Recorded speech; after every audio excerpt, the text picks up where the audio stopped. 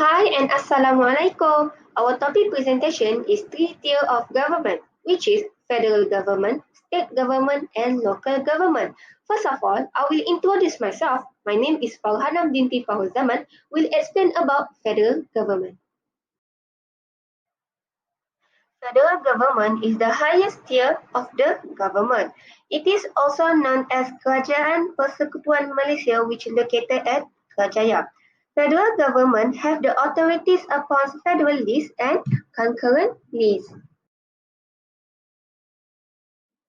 Yang di-Pertuan Agong performs his official duties and get advice from the minister and the cabinet according to Federal Constitution 1957.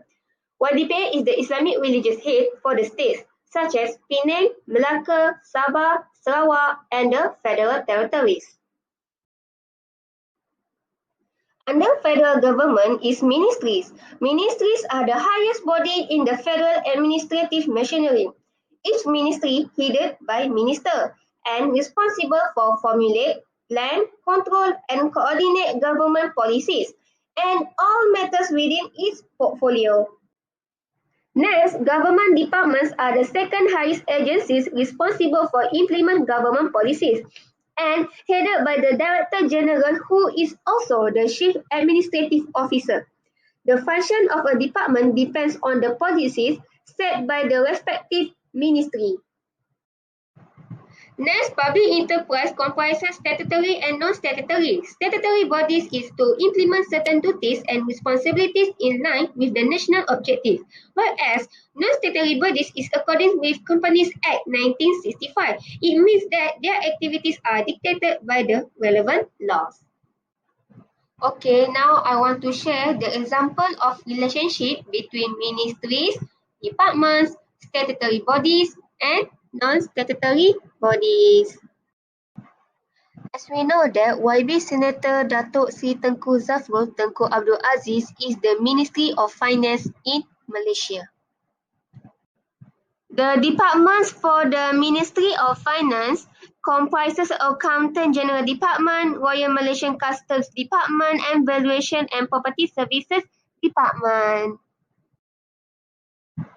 The examples of statutory bodies such as IRB, EPS, and Bursa Malaysia, whereas for non-statutory bodies is UDA Holdings Berhad.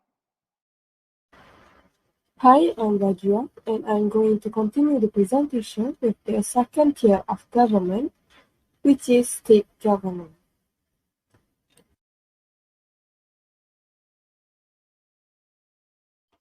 What is state government? State government consists of ministries, which for Sabah and Sarawak alone, departments, and public enterprise. The state governments are ruled by the sultans.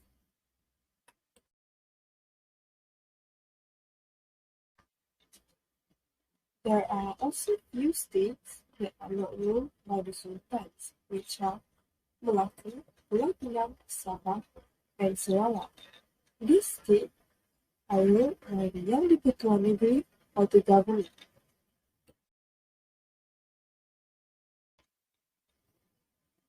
Next up is each state has its own department and statutory bodies. Therefore, these are the example of the departments, statutory bodies, and non-statutory bodies in Selangor.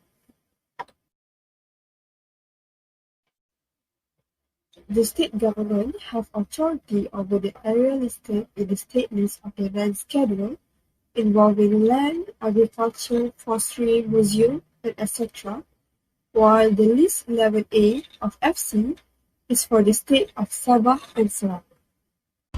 Hi, my name is Damia binti Rosli and I will continue the previous presentation. Now, I will talk about the local government.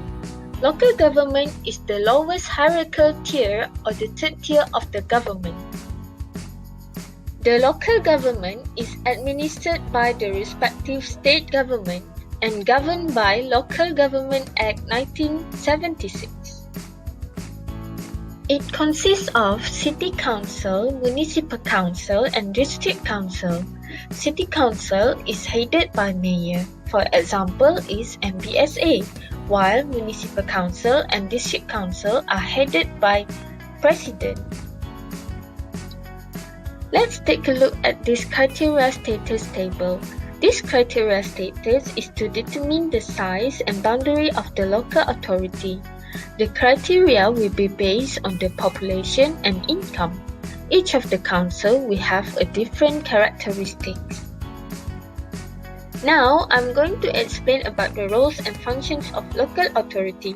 Based on Section 9, Subsection 2, the local authority shall furnish the state authority with such returns, accounts, and other information with respect to the property and activities of the local authority. While Section 10 explains that the local authority shall consist of mayor or president and councillors appointed by the state authority between 8 to 24 members, and councillors should be appointed among the state residents and have wide experience in state affairs. That is all from us. Thank you for listening.